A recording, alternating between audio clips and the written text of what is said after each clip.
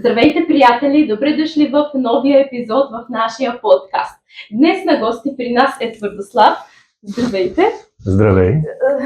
Сядайте, няма да се поберете в кадъра. Добре. Толкова много пари съм похарчили по вас и чак сега успявате да дойдете. Много се радвам да ви видя. Да, нека не говорим за парите. Нали все пак дойдох. И да ти кажа честно, от моите практики знам, че колкото повече мислиш за парите, толкова по-малко ефективни са практиките. Затова по-добре не мисли изобщо за парите. Искаш ли да направим една практика тук и сега? Разбира се, какво искаш да бъде. Например, нещо за парите. Добре, да направим така.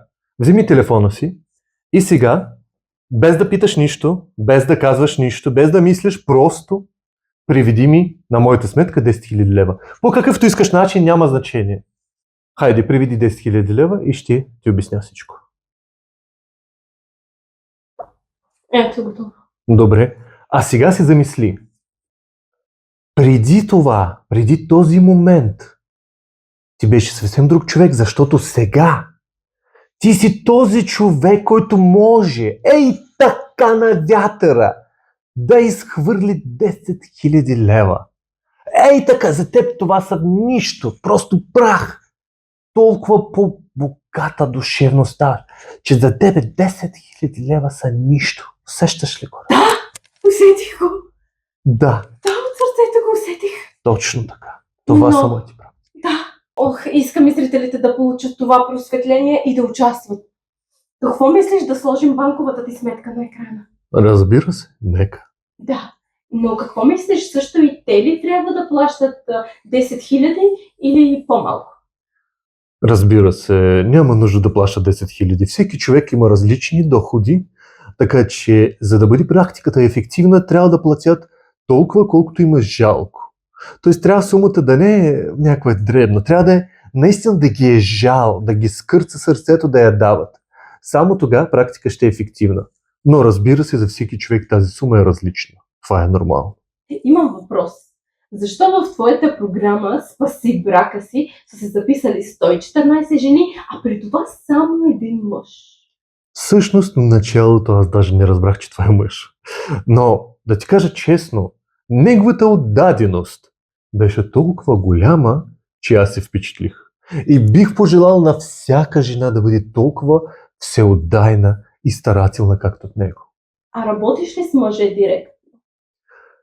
Да, но само чрез техните жени. Виждаш ли, жената е корена на всичко, на всичките добри енергии, негативни такива, на всички проблеми и всичко щастие.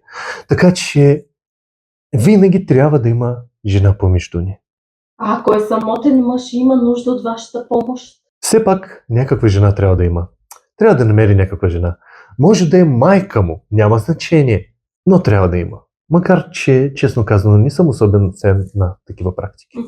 А колко струва вашия коучинг? По принцип струва 2500 лева, но принципиално не взимам пари от жените. Сега, ако тя няма мъж, ще взема пари, разбира се, но веднага като намери нов мъж, ще я накарам да вземе пари от него и да ми ги даде на мен. Значи връщаш парите на жените? Не, защо пък? Не. Продължаваме с въпросите.